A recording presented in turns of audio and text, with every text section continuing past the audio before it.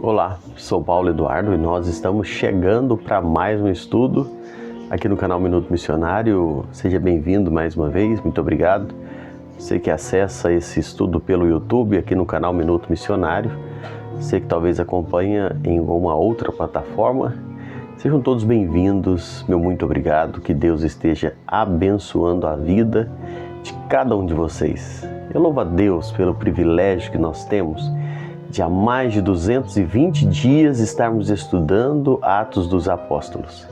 Estamos no capítulo 15 e nesse momento eu quero te convidar a me acompanhar em mais um estudo. Vamos juntos! Hoje nós vamos ler dos versículos 3 ao 6, 3 ao 5 do capítulo 15 de Atos dos Apóstolos. Estamos falando quando Paulo e Barnabé eles enfrentam aqueles fariseus, falsos irmãos, que estavam querendo colocar práticas da lei juntas com a obra da salvação. E diz assim a palavra de Deus, verso 3 do capítulo 15.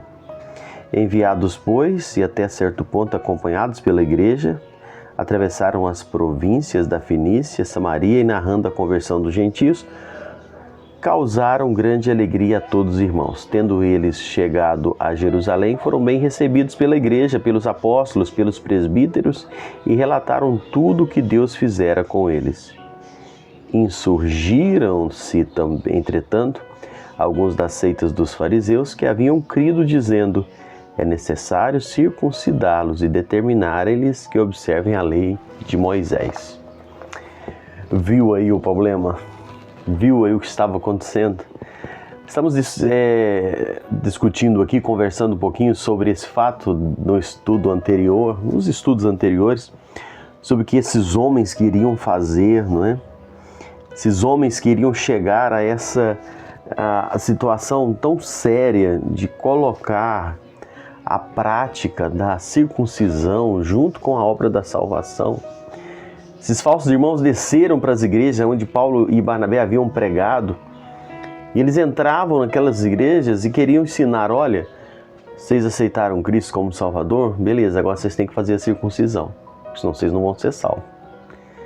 Essa prática dos judeus, essa prática que estava vinculada à lei, e eles colocavam isso como cláusula para a salvação, negando a obra suficiente de Cristo para a nossa salvação.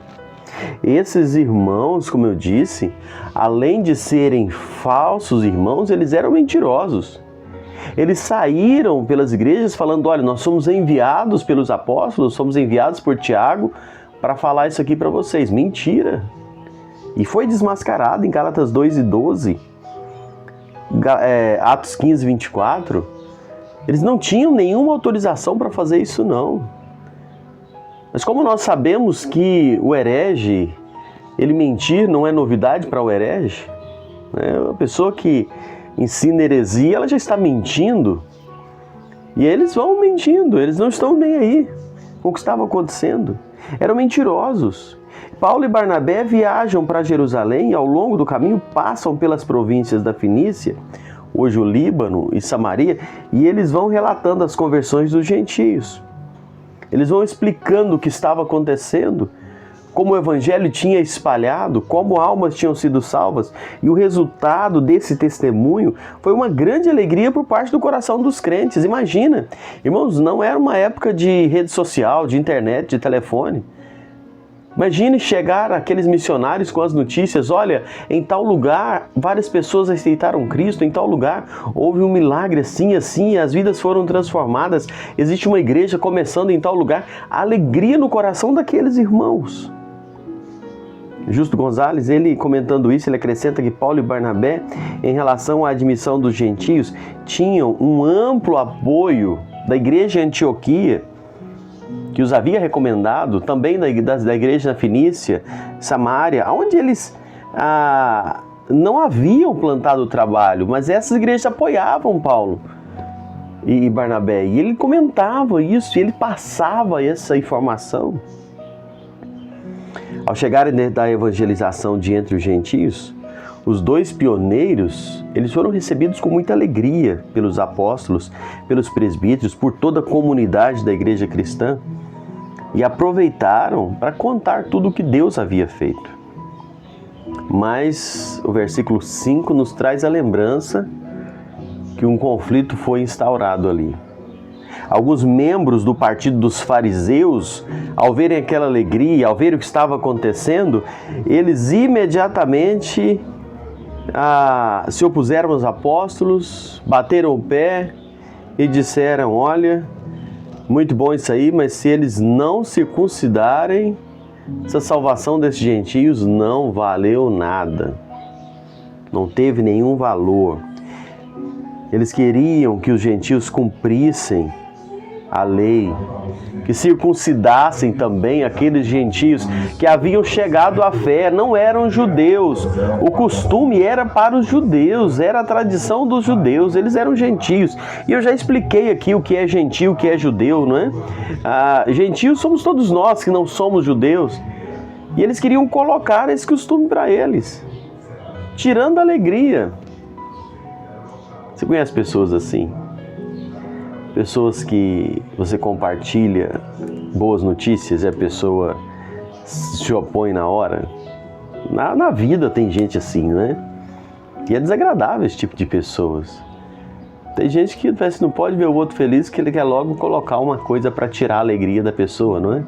Você conta uma notícia toda empolgada e feliz, e aí chegam os ladrões de alegria e falam: mas isso não é assim.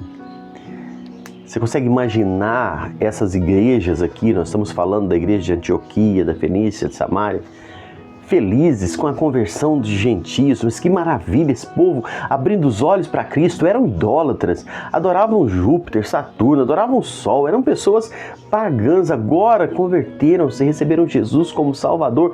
Que felicidade! Aí chega isso e fala: não, mas se eles não fizerem a circuncisão, não valeu nada. Tem tantas pessoas hoje, que olham para a igreja, olham para o Evangelho, olham para a obra do Senhor e começam a questionar pelos seus costumes, pelos seus achismos. Porque se não fizer assim, está errado. Porque não anda assim, não valeu nada.